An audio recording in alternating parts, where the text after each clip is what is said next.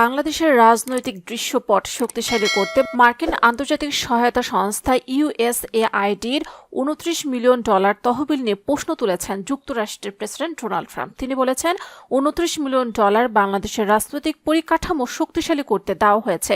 এমন একটি প্রতিষ্ঠানকে দেওয়া হয়েছে যার নাম কেউই শোনেনি। $29 মিলিয়ন তারা চেক পেয়েছে। কল্পনা করতে পারেন? যুক্তরাষ্ট্র অঙ্গরাজ্যগুলোর গভর্নরদের এক অধিবেশনে দেওয়া ভাষণে তিনি এসব কথা বলেন। ডোনাল্ড ট্রাম্প বলেন, একটা ছোট প্রতিষ্ঠান আছে, এখান থেকে 10,000 ওখান থেকে $10,000 করে পায়।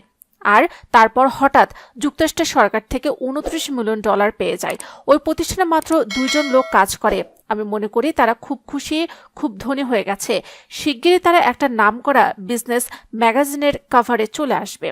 ভারতের বিষয় তুলে ধরে ডোনাল্ড ট্রাম্প আরও বলেন, ভোটার উপস্থিতির জন্য আমার বন্ধু নরেন্দ্র মোদী ও ভারতের কাছে $21 মিলিয়ন যাচ্ছে।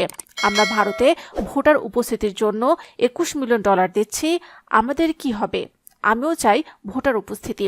এর আগে গত 16 ফেব্রুয়ারি মার্কিন প্রেসিডেন্টের ব্যয় সংকোচন দল ডিপার্টমেন্ট অফ গভর্নমেন্ট ইফিসিয়েন্সি 11টি দেশের নাম এবং যুক্তরাষ্ট্রের অর্থায়নে বাতিল হওয়া কয়েকটি বিদেশি প্রকল্পের সুনির্দিষ্ট নাম তালিকাভুক্ত করে এক্সে পোস্ট করেন।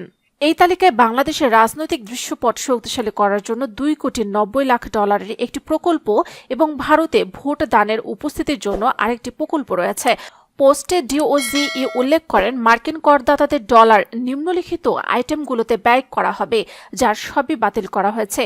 ডেমোক্রেসি ইন্টারন্যাশনাল ওয়েবসাইটে বলা হয়, ইউএসএআইডি ও ডিএফআইডির অর্থায়নে strengthening political landscape in Bangladesh কর্মসূচির আওতায় রাজনৈতিক দলগুলোর সক্ষমতা তৈরি এবং রাজনৈতিক সহিংসতা কমানোর পাশাপাশি দল ও সংগঠনদের মধ্যে সম্পর্ক জোরদার করতে কাজ করে। এ প্রকল্পের মেয়াদ ছিল 2017 থেকে 2024 সাল পর্যন্ত।